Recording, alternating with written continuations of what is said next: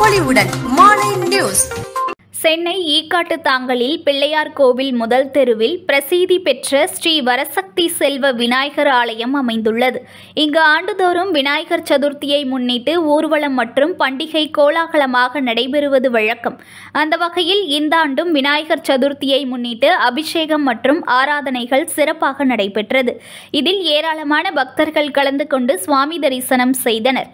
இதனைத் தொடர்ந்து வெள்ளை சம்மங்கியால் ஆன 150 கிலோ எடை கொண்ட மாலையும் மொத்தமாக 400 கிலோ எடை கொண்ட பூக்களால் விநாயகர் சிலையை அலங்கரித்து இருந்தனர்.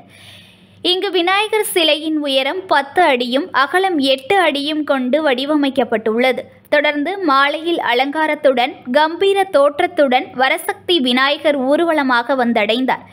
இந்த ஊர்வலத்தில் பொதுமக்கள் விநாயகரை தரிசனம் செய்து தங்களது வேண்டுதலை நிறைவேற்றினர். இந்த கோவிலின் சிறப்பு, வேண்டிய வேண்டுதலை வைத்தால் கண்டிப்பாக நிறைவேறும் என்பது ஐதீகமாக உள்ளது என்பது குறிப்பிடத்தக்கது. புத்த புது பொலிவுடன் மாலை நியூஸ்.